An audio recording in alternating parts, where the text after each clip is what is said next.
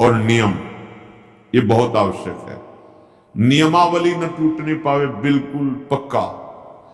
आप कुछ वर्षों तक नियम आप पकड़े रहिए, फिर नियम आपको पकड़ लेगा। नियम किसे कहते हैं? शौच संतोष तपः स्वाध्यायेश्वर प्राणिधानानि नियमाः। शौच संतोष तप स्वाध्याय ईश्वर प्रणिधान। आपका शरीर पवित्र रहना चाहिए, वस्त्र पवित्र रहने चाहिए, तब हृदय की पहले बाहर की पवित्रता को संभालो, फिर हृदय की पवित्रता की तरफ। जो अभी सत्संग में शुरुआत में कहा कि मन से निरपेक्ष होना, ये परम पवित्र होने वाली बात है। मन से निरपेक्ष तभी जब राधा राधा चल रहा है, नाम चल रहा है, ये आपको बहुत पवित्र कर देगा हृदय। जब आप उसमें रागात्मक भाव से मन में लग जाते हैं तो अपवित्र हो जाता है।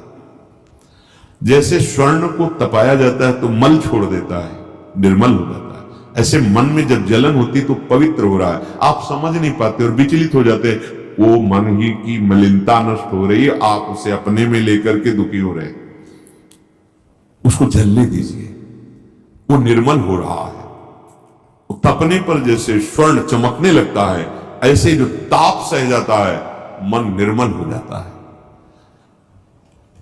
तन को पवित्रता से युक्त रखे तो मंत्र और नाम आप देखिए स्वतः बहुत जल्दी जल्दी आपकी उन्नति होगी। ये अपवित्रता रहे। नियम में सबसे पहला है शौच, पवित्रता। आपका उठना बैठना, खाना पीना, देखना सुनना, चलना फिरना, भगवत स्मरण करते हुए पवित्र भाव से, और शरीर को भी पवित्र रखना। देखो जिनको ऐसा सौभाग्य नहीं मिला है, गृहस्थी में नाना प्रकार के कार्यों में रत हैं, तो अपवित्रो वा सर्वावस्थांगतो विवाह। जैसी भी स्थिति में हो तुम राधा राधा बोलो, पर आपको तो सौभाग्य मिला हुआ है कि आप हर समय असंग और पवित्र रह सकते। तो लाभ लीजिए और उस लाभ को जगत मंगल के लिए प्रभु के चरणों में अर्पित कीजिए। आपके लिए तो बहुत बढ़िया अवसर मिल गया। आपका पवित्रता पर ध्यान होना चाहिए, आपका शरीर पवित्र होना चाहिए, आसन पवित्र होना चाहिए। शौचाचार के विषय में पीछे सत्संग में बताया गया है। मिट्टी जल आदि से शरीर की और राग द्वेष आदि त्याग कर भगवत स्मरण करते हुए हृदय की पवित्रता होती है। संतोष, चाहे गृहस्थ हो चाहे विरक्त हो, भगवत प्राप्ति करना है तो ये लाना ही होगा हृदय में। बिन संतोष न काम न साही, अछत काम सुख सपने नहीं। यदि संतोष नहीं है तो कामनाओं की बाढ़, जहां कामनाएं हैं। कोई कोई तो कहते कि मांस वगैरह खाते हैं, पर आपके आदेश से हम ब्रह्मचर्य का निर्वाह करना चाहते हैं, त्रिकाल में नहीं कर सकते। राक्षसी भोजन पाओगे और तुम ब्रह्मचारी बनोगे, तुम आसुरी प्रवृत्ति धारण करोगे, और सच्चिदानंद में बिना चित्त जोड़े तुम इन दिव्य व्रतों का पालन कर सकते हो? कदापि नहीं। अरे यही तो दुष्टा रसेंद्री, यही तो भ्रष्ट करती है। इसी से सारे विकार शुरू हो जाते हैं। जिसकी रसेंद्री शासन में नहीं, खाना पीना सही नहीं, परमार्थ की केवल बातें करे। क्या राक्षसों को ज्ञान नहीं था क्या? दैत्यों का ज्ञान नहीं था क्या?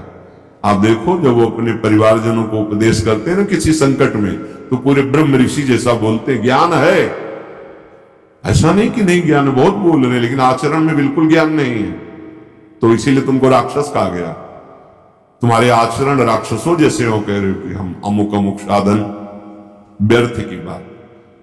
नियम से चलो, शौच, संतोष, भगवत कृपा से जैसी भी परिस्थिति तुम्हें दी गई है, जो भी धन भोजन परिवार जैसा भी, या विरक्त मार्ग जैसा, संतुष्ट रहो। जथा लाभ संतोष सदा काहू सु कछु न। बड़ा शांत मार्ग है, बड़ा गंभीर मार्ग है, बड़ा सहनशीलता की जरूरत है। और सही पूछो तो आपको कोई दुख है ही नहीं, आपको कुछ चाहिए ही नहीं।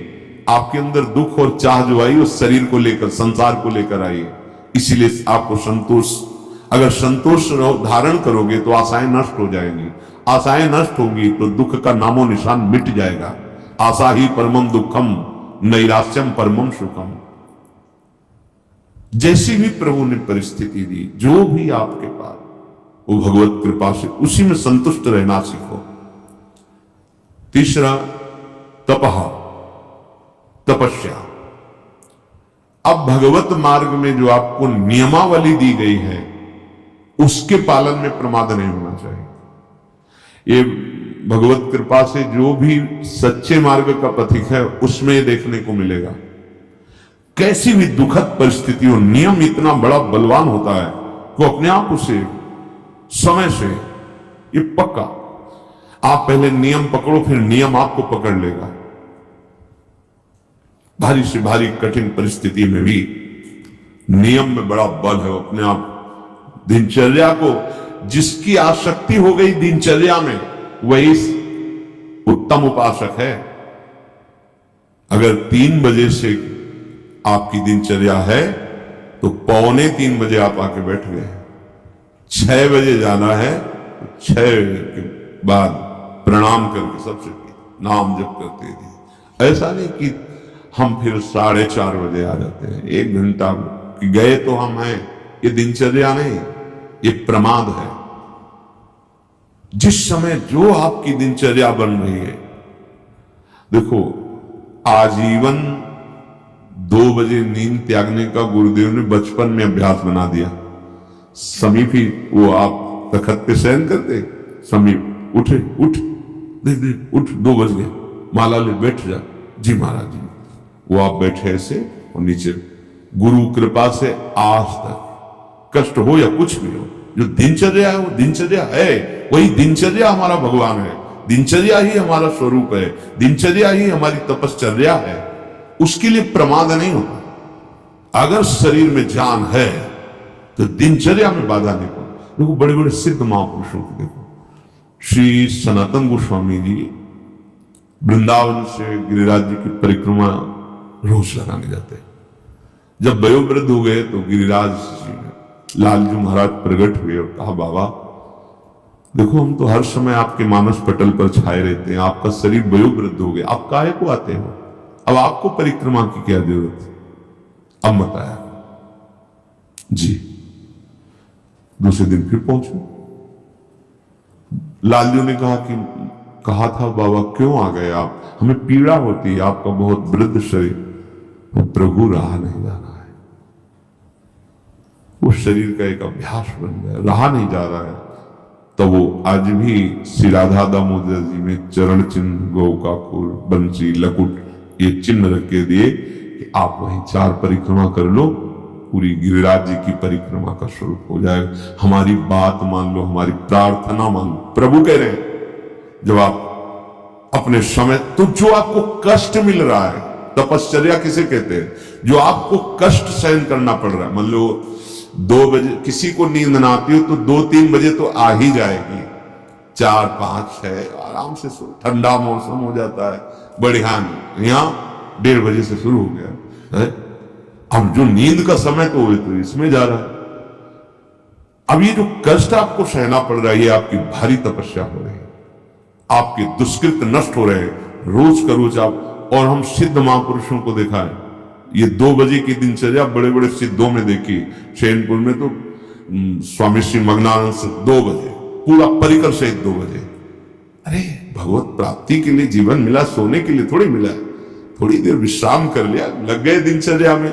जब ज्यादा शिथिलता हुई तो दिन में 1-8 घंटा विश्राम कर लिया। भगवत प्राप्ति करनी है, यहां सो के समय थोड़ी गंवाना है, यहां भोगों की भूल भुलैया में थोड़ी फंसना है। प्रभु के पास चलना है, अपने स्वरूप में स्थित होना है।